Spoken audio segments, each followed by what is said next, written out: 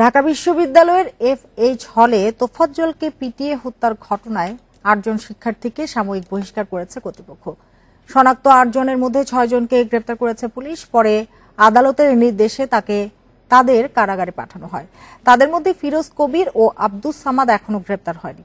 এ ঘটনায় হলের নতুন প্রভোস্ট নিয়োগ দেওয়া হয়েছে ওষুধ প্রযুক্তি বিভাগের অধ্যাপক মোহাম্মদ ইলিয়াস আল মামুনকে।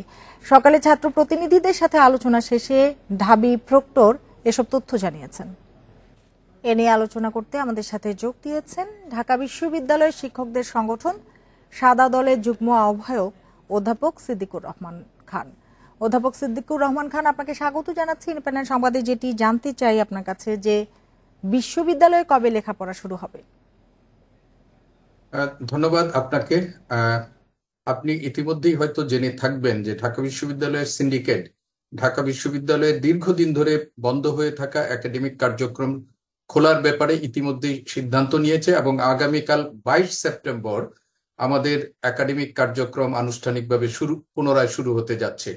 ঢাকা বিশ্ববিদ্যালয় কর্তৃপক্ষ সিদ্ধান্ত নিয়েছে যে চলমান যে সমস্ত সেমিস্টার এবং বর্ষগুলোর ক্লাস বন্ধ হয়েছিল সেগুলো আগামীকাল 22 সেপ্টেম্বর থেকে সেগুলো শুরু হবে এবং পরবর্তীতে যে প্রথম বর্ষ আন্ডার গ্রাজুয়েট প্রোগ্রামের যে সমস্ত শিক্ষার্থীরা আছেন যাদের ক্লাস এখনো বিশ্ববিদ্যালয়ে শুরু হয়নি তাদের ক্লাসগুলো 30 সেপ্টেম্বর থেকে শুরু হবে এবং পরীক্ষা সমূহ যেগুলো স্থগিত হয়ে আছে অথবা নতুন পরীক্ষাগুলো আগামীকাল 22 সেপ্টেম্বর বিশ্ববিদ্যালয় খোলার পর ন্যূনতম 10 কার্যদিবস অথবা সংশ্লিষ্ট বিভাগ তাদের শিক্ষার্থীদের সাথে আলোচনা করে আমাদের স্থগিত হওয়া অথবা নতুন যে পরীক্ষাগুলো আছে সেই পরীক্ষাগুলো কার্যক্রম শুরু করবে।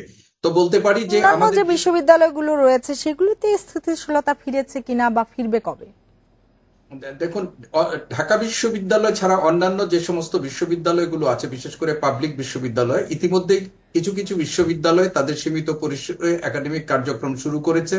কোথাও কোথাও সশরীরে ক্লাসের সাথে অনলাইন ক্লাস কার্যক্রম শুরু হয়েছে, কিন্তু বেশিরভাগ বিশ্ববিদ্যালয়ে এখন পর্যন্ত আমরা বলতে পারি যে অভিভাবক শূন্য। সেখানে উপাচার্য সহ বিশ্ববিদ্যালয় অনলাইন ক্লাস কার্যক্রম শুরু হয়েছে, কিন্তু বেশিরভাগ বিশ্ববিদ্যালয়ে এখন পর্যন্ত আমরা বলতে পারি যে অভিভাবক শূন্য। সেখানে উপাচার্য সহ বিশ্ববিদ্যালয়ের শীর্ষ পদগুলো খালি আছে। ফলে অনেক বিশ্ববিদ্যালয় এই শূন্যতার কারণে তাদের একাডেমিক কার্যক্রম শুরু করতে পারছে না। তবে আমরা মনে করি যে ইতিমধ্যেই সরকার বেশ কয়েকটি প্রায় 15-16টি বিশ্ববিদ্যালয়ে তাদের উপাচার্য প্রউপাচার্য সহ প্রশাসনের শীর্ষ ব্যক্তিদের নিয়োগ দিয়েছে, আর অন্যগুলো নিয়োগ প্রক্রিয়াধীন আছে। আমরা আশা করি খুব শিগগিরই সেই নিয়োগগুলো সম্পন্ন করবে। এত লম্বা সময়ে এই যে বিঘ্ন শিক্ষা জীবনে কি ধরনের প্রভাব ফেলবে? নিঃসন্দেহে এটি শিক্ষা জীবনে একটা নেতিবাচক প্রভাব পড়বে।